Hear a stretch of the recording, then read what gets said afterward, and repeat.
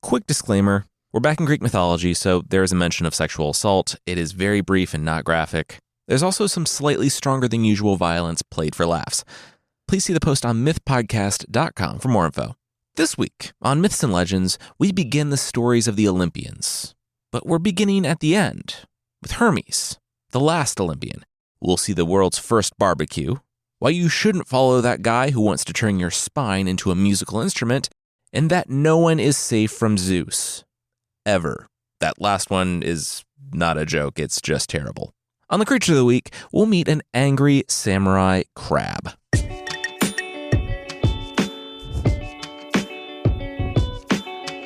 This is Myths and Legends, episode 314, Baby Steps.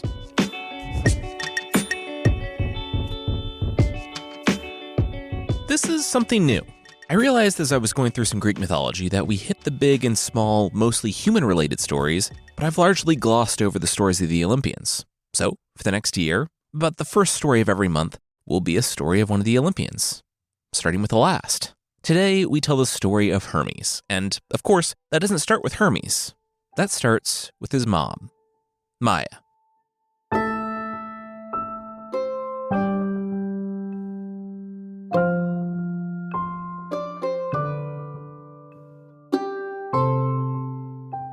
Maya was doing it. As one of the daughters of Atlas, of the holding up the sky fame, her family history contained a lot of baggage. Atlas was, of course, one of the Titans. In the Greek pantheon, there was a fun and repetitive history of kids fighting and sometimes killing their parents. Gaia, the earth, and Uranus, the sky, gave birth to the Titans, the youngest of which, Cronus, castrated and overthrew his dad to take over the universe. When the time came for him to make a better decision and to not eat his children, he also chose violence and was subsequently overthrown by his youngest son, Zeus, who joined up with his siblings to spark the Titanomachy, the war between the Titans and their kids. When the kids won and the new regime took power, they called themselves the Olympians because of the mountain they all hung out on. Maya decided that she didn't want anything to do with the war of her father. The Titans that weren't being tormented in Tartarus were being tormented on Earth in frighteningly creative ways. And she was a child when the war took place. She wanted to be her own person and to live her own life. So that's exactly what Maya did. She found a nice cave and she lived. She built her own furniture. Maya farmed and fished and hunted. She would travel down to the village where, depending on the generation of humans that lived there, she was either a wise woman, a god, or a witch. She didn't care to correct any of that because, well, she didn't know exactly what she was. And she was fine with that. Maya lived there, on the side of Mount Kyllene, in the Grecian Peloponnese, and she was happy. Then, one day, she felt the pain. Several hours later, she heard the cry. She had called some of the women from the village. She had given birth. She had given birth to a baby she didn't even know she was pregnant with. How? Then she remembered. She remembered what she thought was a dream, a nightmare. Several months back, a visitor in the inky black of a moonless night, her fists shook with rage as she stared at the squirming baby on the floor. Son of a Zeus!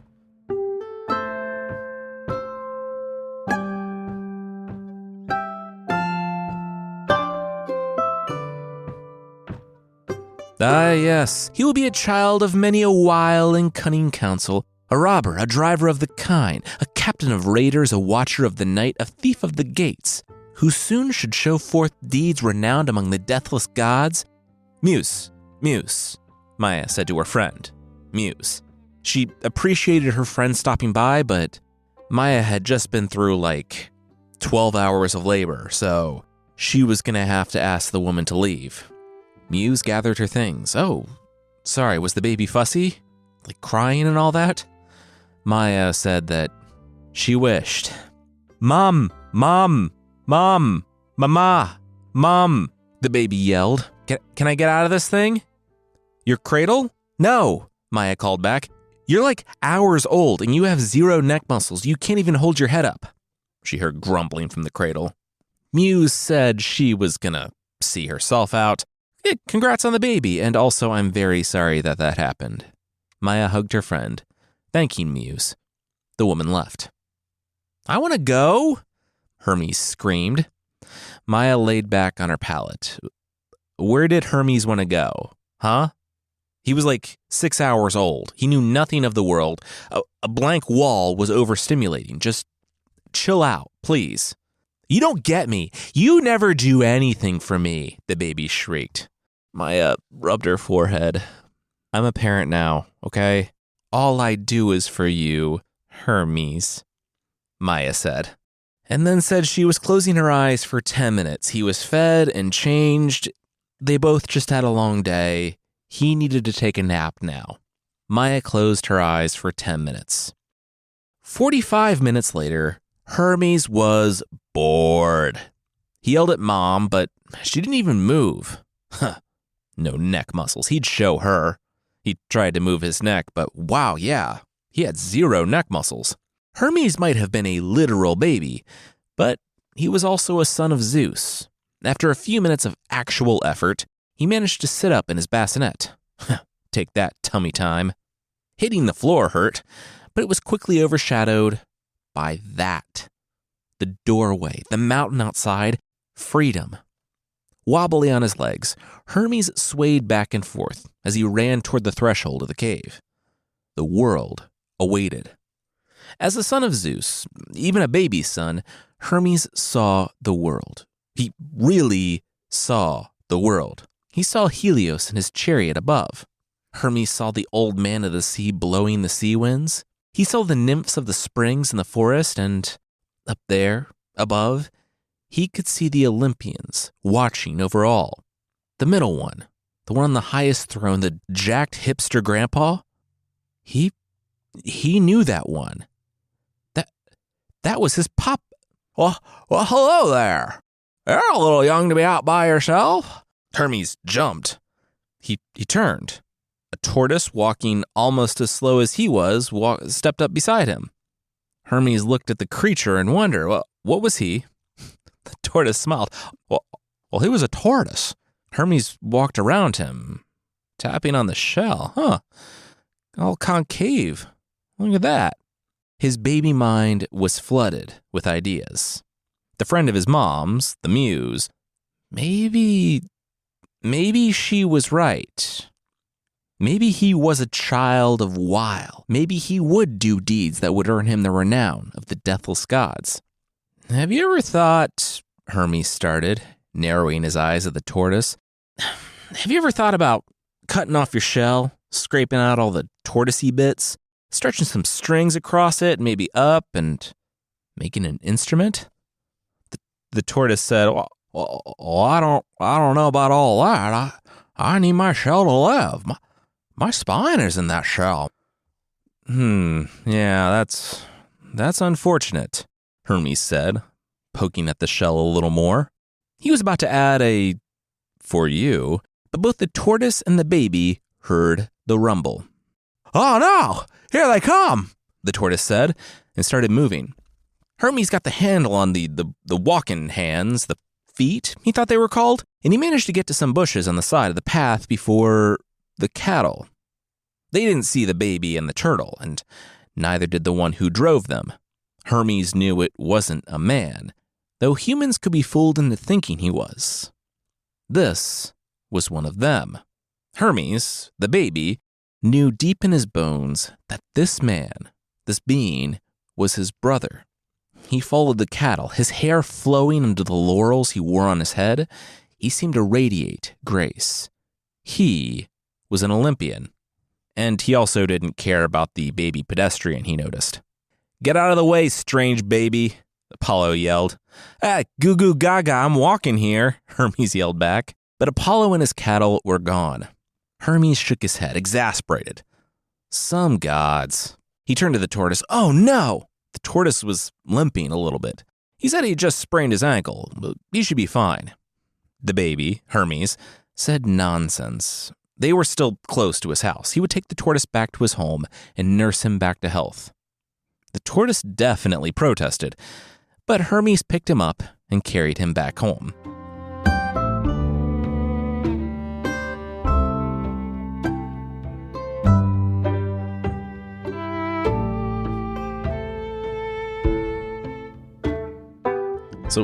What are those things? Hermes asked the tortoise as he rubbed the reptile's little toe foot thing that they have. The tortoise explained that those were the kine of Apollo. The gods kept cattle to slaughter and eat them. He chuckled. He was just glad the humans didn't have any reason to hunt or keep tortoises.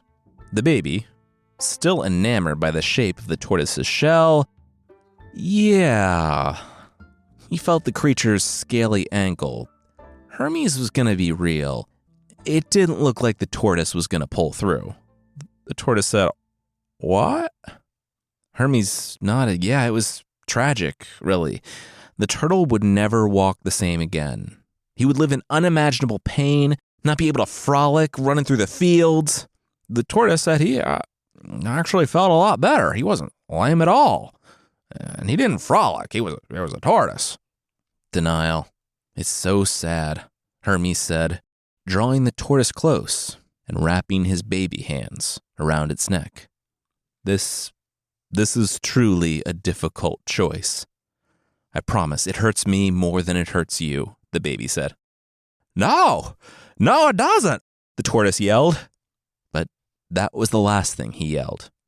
Maya rolled over and smacked her lips in bed, and Hermes climbed up to grab a small knife and get to scraping. An hour or so later, Maya rubbed her eyes.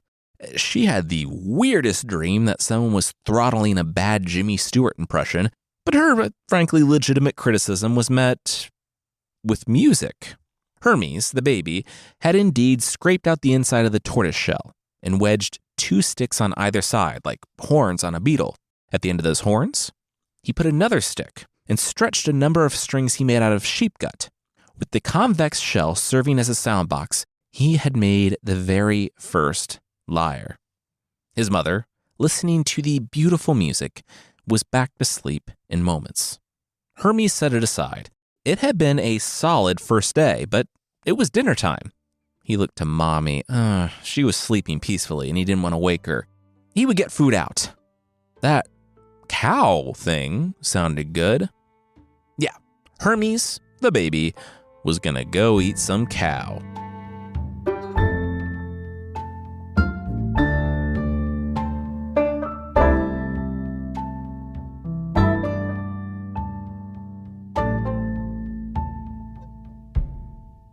We'll see that a barbecue stolen from the gods is the best barbecue, but that will be right after this.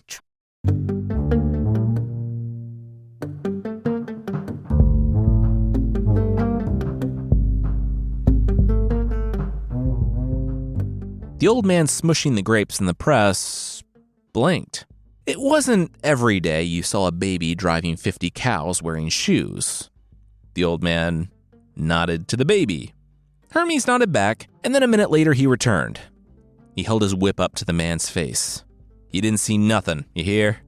The man nodded, swallowing hard. Hermes stepped away, then jumped back. "What did you see?" Who are you?" the old man said, trembling. Hermes laughed. He liked this guy. Peeling 50 cattle from the rest of the herd, well, it had been easy. Apollo just left them out grazing in the field. Sure that people, nymphs, cyclopes, giants, or any other supernatural nonsense out there preferred their skin to be on their body rather than try to steal from an Olympian. No one would be that bold or foolish. Nobody except his half-brother. Hermes drove them through the night, through hills, valleys, plains. The darkness was his ally. As morning broke, he found a stall by the river Alpheus, roughly 112 kilometers from home, and drove the cattle inside. Then he invented fire. I mean, according to many other places in myth, Prometheus brought fire to the humans, but the Homeric hymns tell us that it was Hermes who first gave fire and fire sticks. Let's just say that Prometheus did indeed bring fire down from on high, but Hermes, the baby, also arrived at it independently there by the river. The fire rose, the kindling caught the logs, and Hermes was ready. Steak time, baby. The reason he had all the cows corralled was, for 2 of them, well, he pulled them out, cut their throats, skinned them, and cooked them there over the fire. He knew what he was doing, though. The shoes he had put on the cattle, the bark, would only hide his trail for so long. He took the fat from the cows and lit it on fire. he arrayed them all on the roof of a stall.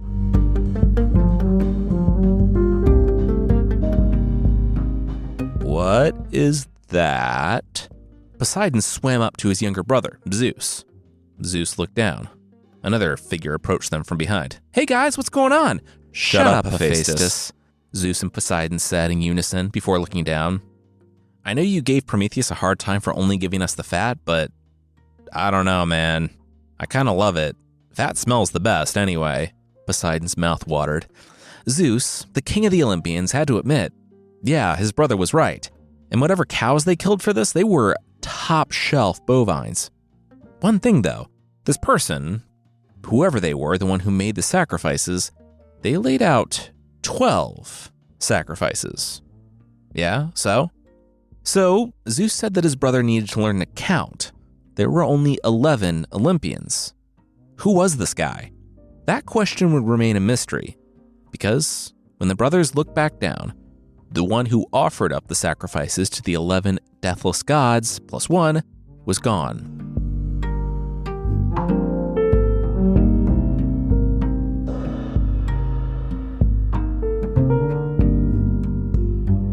Hermes was home.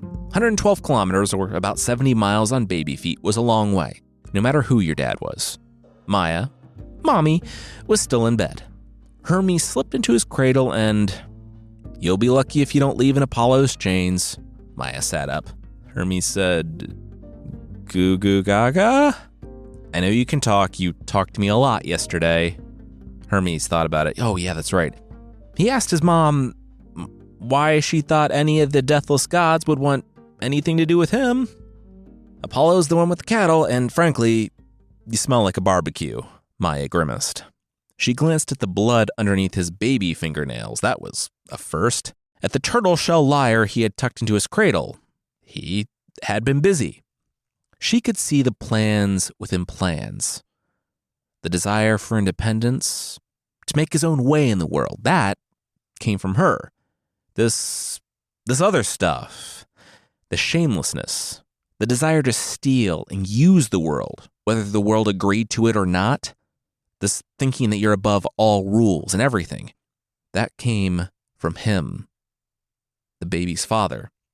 She didn't tell him any of this, but she could see it. "What's better," Hermes asked, "to live worshipped among the deathless gods, or to be the housekeepers of a cave?" "Oh, you want to be like them," Maya said. "You think that because, you're one of them, they'll give you a portion of their worship? They don't give anything. All they do is take." Maya shook her head. Maybe someday he would understand. She would rather scratch out a living here on her own than live in plenty with them. "Do you know how many sons he has? And how many Olympians are there? I'll give you a hint. It's not an equal number." Hermes rose. Well, if his father wouldn't give him a spot on Olympus, he would take one. And if Apollo came after him, the son of Leto would get worse than he gave. They both heard a noise outside. Maya rose and walked to the mouth of the cave, and saw the shining form that illuminated the morning. "Hi, Apollo." The detective work wasn't difficult. Apollo simply had to follow the confusing but mostly intact tracks to the old man, the man he didn't even need to threaten with burning down his vineyard and throwing him into it, for him to give up that it was the baby who walked by, driving the cattle. Apollo lost the herd, but knew that only one type of baby could have done such a thing. He went to talk to his father and got the list. Potentials. This was his 15th stop. Apollo sniffed the air. That was him. He pointed at Hermes. "You did it. You took my cattle and killed 2 of them?" Hermes, though, was no longer sitting up and paring his fingernails like he had been with his mom. He was rolling around in the cradle, having swaddled himself. "Oh, me? Goo goo gaga. I'm just a little baby," Hermes said, doing that finger thing in his mouth that I actually just did, while looking off to the side. Apollo looked to Maya. Was he serious with this? She shrugged. What could she say? He was just a little baby. He was only 2 days old. Hermes could see that the baby act was not landing. Time to go with a different tactic. "Apollo, brother, what ungentle word hast thou spoken? And it is thy cattle of the homestead thou comest here to seek? I saw them not." Heard them not, gave ear to no word of them I can tell no tidings, nor win the fee of him who tells. Not like a lifter of cattle, a stalwart man am I. Hitherto I have other cares, sleep, and mother's milk, and about my shoulders swaddling bands and warmed baths. Let none know whence this feud arose. All right, just cut it with the old-timey talking, Apollo said. Take me to my cattle, now. You wrenched Hermes from the cradle. Hermes said, yeah, he said he didn't know anything about the cattle, and he wouldn't be subject to Apollo's vigilante justice. Hermes demanded to be brought before their father, the king of the gods, Zeus himself.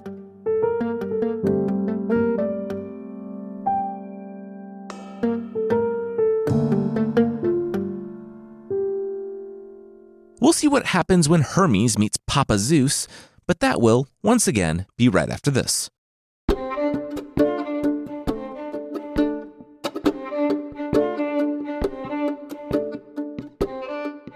Dad, he took my cattle, Apollo whined, throwing down Hermes and his weird turtle shell weapon thing that the baby insisted on taking.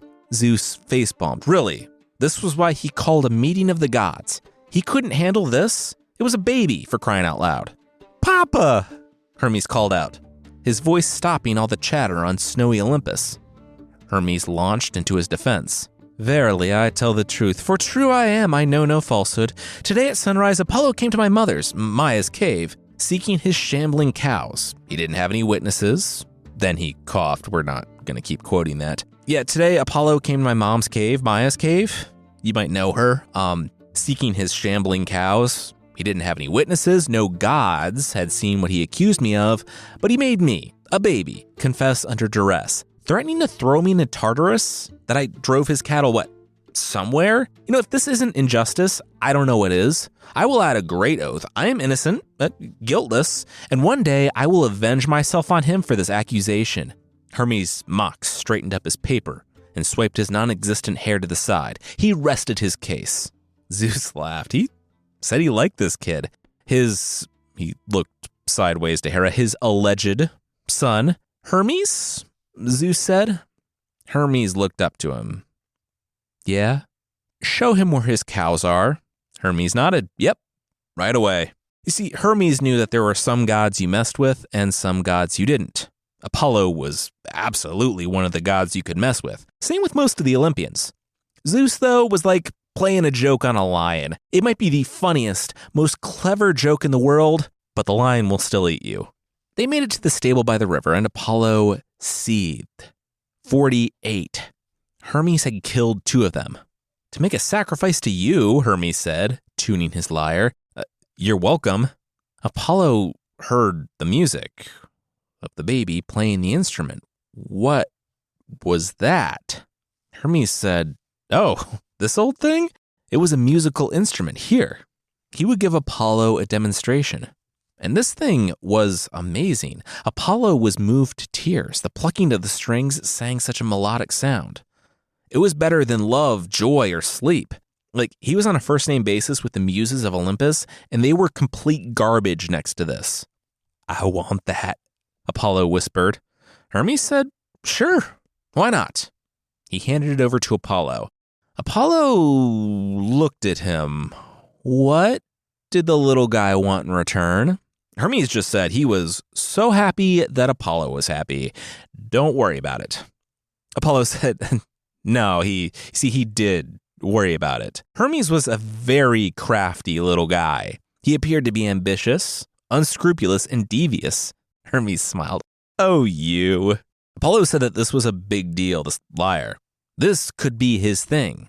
He'd been wanting to get away from the cows anyway. Here. He handed Hermes the whip. This would give him control over the cows. Hermes said, if it's a gift. Hermes took the whip, then started playing the little pipe. What's that? Apollo pointed to the pipe. Did he just make that while Apollo was talking?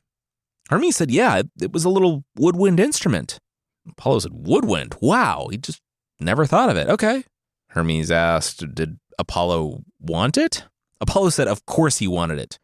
He looked around and then, he pulled the staff from behind his back. Here.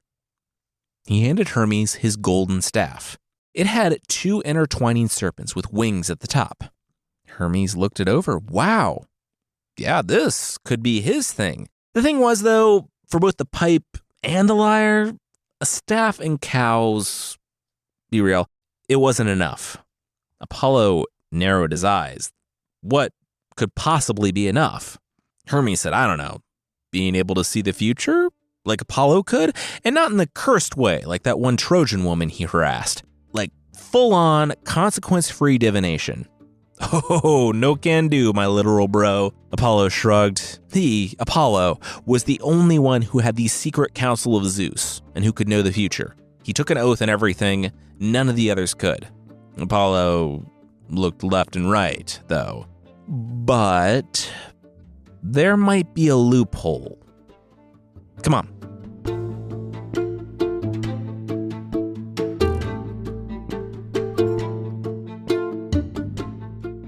Bee women, Hermes said, looking in the cave on Mount Parnassus.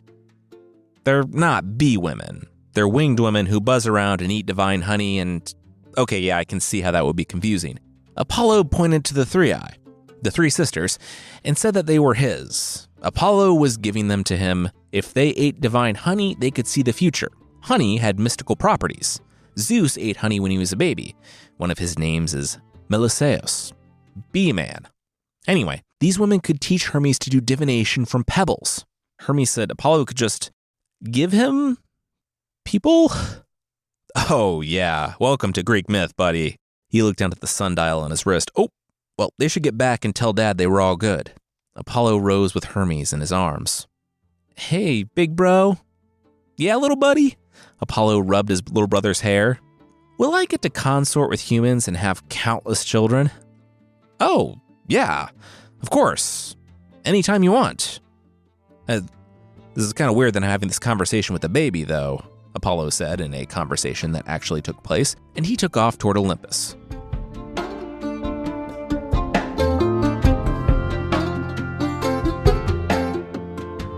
Zeus was so happy to see his boys getting along, and before Hermes went back to his mom and left Olympus forever, Zeus needed the kid to swear. He wasn't going to tell outright lies anymore, and he would respect property rights, at least Olympian property rights. Then he smiled. He was proud of this little creature. No one since Apollo had done so much, only being a few days old. The kid was surprisingly clever and an eloquent little guy. Well, I've noticed that you kind of need someone to speak for you. You don't have a herald, Hermes said. But real quickly, in regard to lying, totally cool. He could accept that. He wouldn't lie. One thing, though, did he always need to tell the whole truth? Zeus laughed. Oh, myself, no. No worries there. Lot of wiggle room. Zeus thought about it, but yeah. Hermes could be the herald of the gods, announcing big arrivals and proclamations. He handed Hermes a round hat to protect him from rain. And also, he couldn't have him staggering this way and that on little baby feet. Here. He gave Hermes a pair of winged sandals. He would grow into them, and they would grow with him. It was a whole magic flying sandal thing. As Hermes floated there, Zeus had to ask. When Hermes made the very first sacrifice ever down there, Zeus couldn't help but notice. He sacrificed 12 gods, not just the 11 on Olympus. Who was the 12th? Hermes smiled. The 12th? It was him, of course. He was a child of Zeus, and up here on Olympus, this was where he belonged. I have a lot of kids, Zeus said. Then when he noticed Hera was looking at him, he said, allegedly. None like me, Hermes added. Zeus looked at the newborn baby wearing winged sandals, having earned his brother's cows with a pipe and hollowed out turtle shell, and Zeus agreed. That was true. None like him. Zeus took a deep breath and announced the 12th and final Olympian, Hermes. Dionysus stood up and stopped recording. He said, okay, he was sorry. He thought he was the final Olympian. Zeus said that in some traditions he was, in others Hermes was. No reason to fight. He loved all of his kids equally. Aw, thanks, Dad, Hephaestus said. "Shut up, Hephaestus, you're not mine." Hephaestus limped over to his mother, who stroked his hair. "Aw, sweet baby. Shut up, Hephaestus."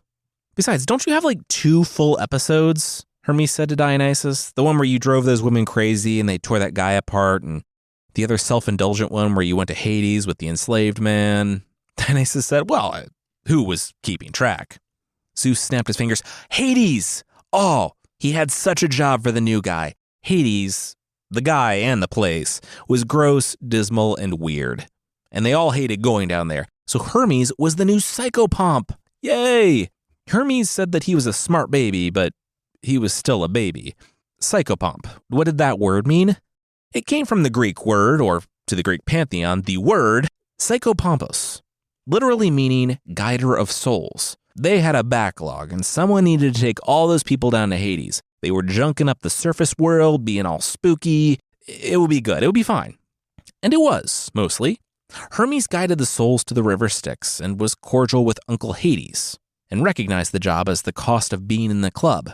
All Hermes had to do was lay his golden staff on a person's eyes, and they would begin their travels to the river Styx. The ancient world being what it was, that job alone kept him busy. But he had hobbies. He collaborated with the Fates to make the alphabet. He and his bee women made the game Knucklebones, kind of like Jack's. And when he grew up, he indulged in the Olympian pastime of passing time with humans, fathering many, but most importantly, the thief Autolycus, who would go on to father a man that would really take after his grandpa Hermes, the wily Odysseus. Hermes, a version of which was Mercury to the Romans, became enmeshed in the pantheon with their various intrigues and schemes. But Maia stayed apart. She avoided the gods and lived out her life in her cave. Alone, but not lonely. She's remembered in Greek myth chiefly as being the mother of Hermes. But the Romans also had a Maia, possibly related to the Greek one. She was lauded. She had a boyfriend we'll talk about next month. And it's possible that the Latin word for the month of May, Maius, was named for Maia. I don't know how to end these episodes because the stories of the Olympians never really end, except in one version where they get deposed by birds, so we'll just wrap it up here. Next month, it's Hephaestus, where we learn that, among his many doomed relationships, Hephaestus' Roman counterpart, Vulcan, dated Hermes' mom.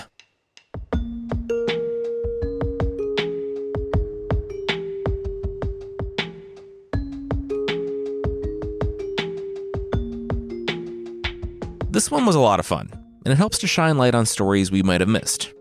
Early May, we'll get into Hephaestus' story. Next week, it's a story of friendship from the folklore of the Korean Peninsula. The week after that, it's a story of the Cat Kingdom from France. Then we're back with the Monkey King and the Journey to the West. It's a fun month coming up. If you're looking for something else to listen to in the meantime, though, Best of the Worst, our show where we tell the stories of awkward, terrible B-list villains from comic book history, is back in full swing. Yesterday, we tackled the question we've all thought of at some point. What if Inspector Gadget was a Nazi spy? And Thursday, we'll talk about the villain Asbestos Lady, the woman with the superpower of an asbestos suit. And I bet you can't guess what got her. If you're interested, you can find more at villains.lol by searching for Best of the Worst wherever you get your podcasts, or by following the link in the show notes.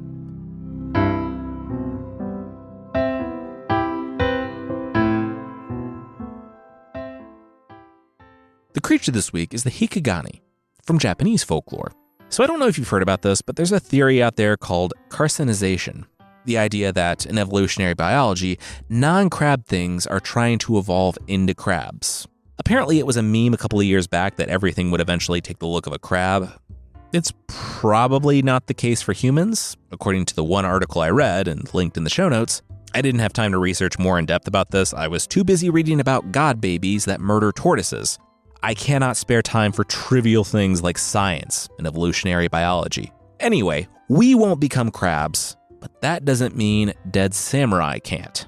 So samurai loved killing. The thing they loved killing the most? Other samurai. A toughness thing, an honor thing, political differences, a weird look, didn't matter. All they cared about was making that other guy dead. A group of samurai were enthusiastic about making another group of samurai deader than them, and so there was a massive samurai war.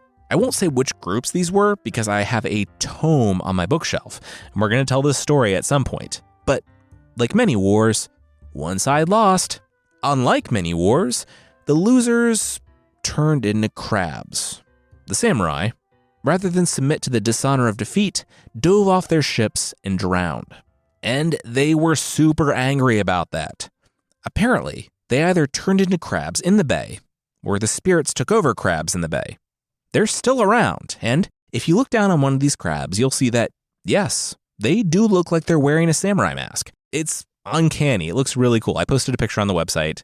Go check it out. I joke, but the battle was massively important for Japanese history, with the winning clan establishing the position of shogun, one that would rule Japan instead of the emperor for almost 700 years, from 1185 until 1868. The 7-year-old child emperor's grandmother jumped into the water with him, rather than allowing him to be captured, and most members of the clan followed their emperor in despair. I actually can't think of a battle with bigger stakes than this. One group becomes ruler over all Japan, the other becomes angry crabs, who just spend the rest of forever snapping at swimmers from the water.